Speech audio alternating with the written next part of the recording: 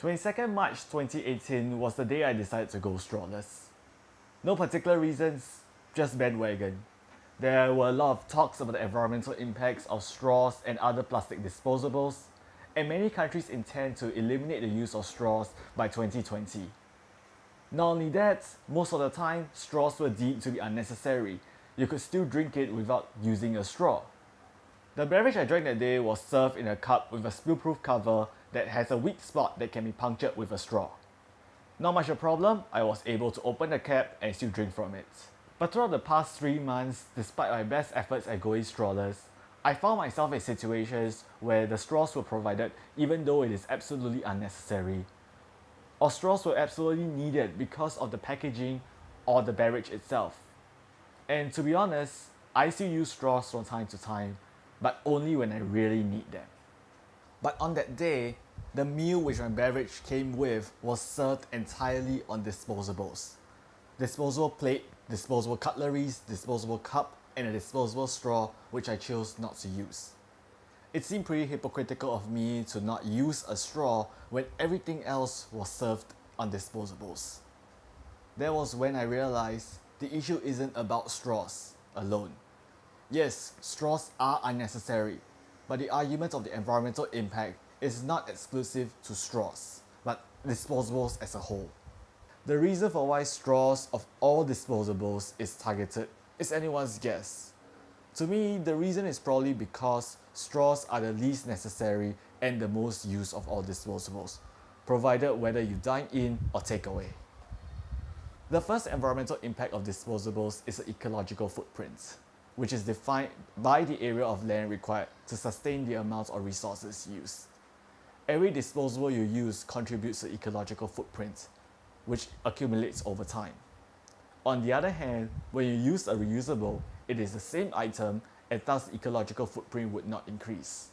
Thus, reusables are more environmentally friendly, right? Not always. A reusable item is made from a durable material, which is what makes it reusable in the first place.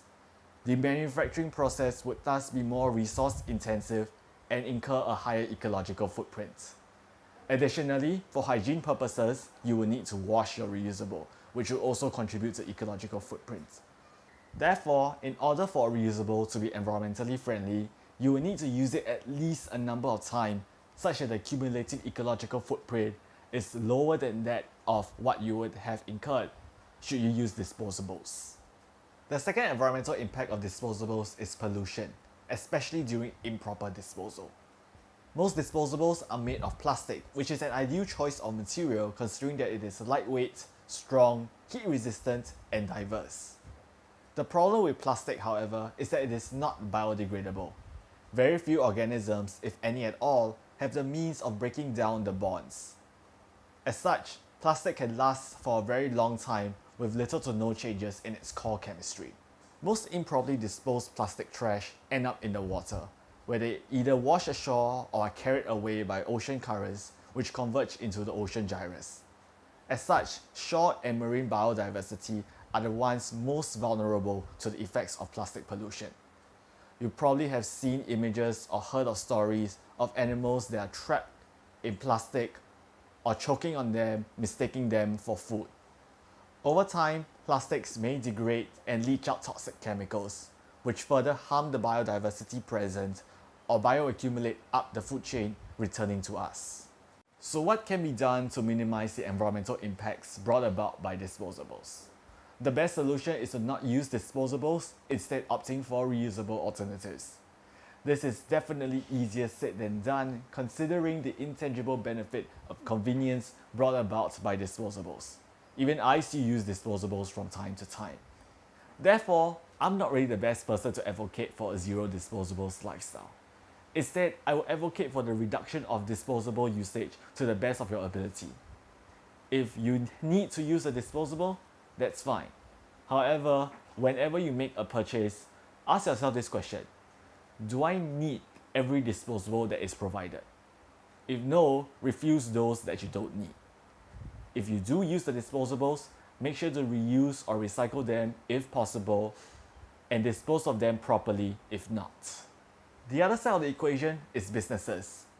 We consumers receive the convenience brought about by disposables, and businesses would want to meet the consumers' needs for convenience by providing disposables, which would influence consumers to perceive that all that is provided as necessary, thus perpetuating the loop of disposables usage.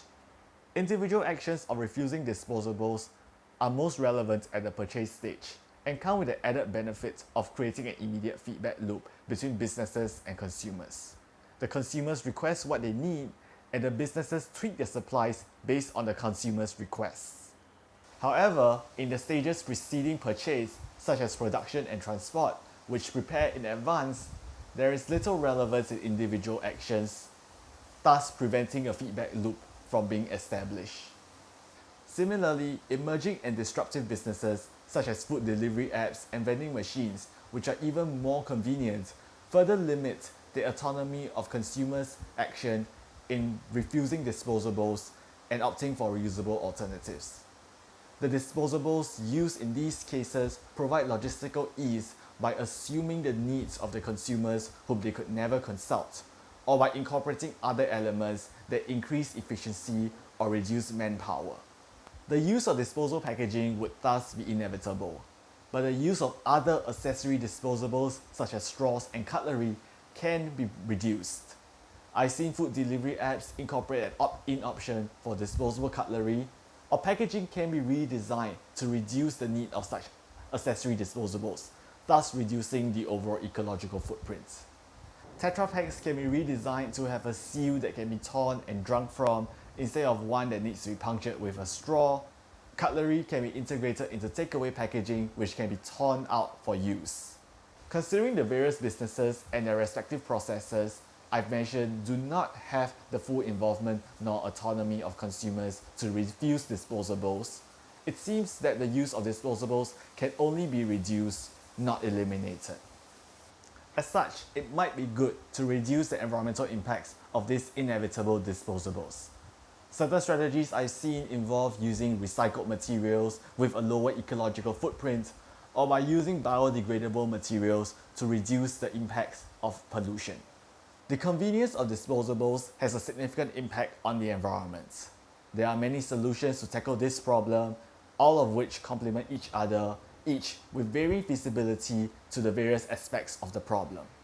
While the best solution is to eliminate the use of disposables, we should not neglect alternative, complementary solutions. Tetra Paks can be redesigned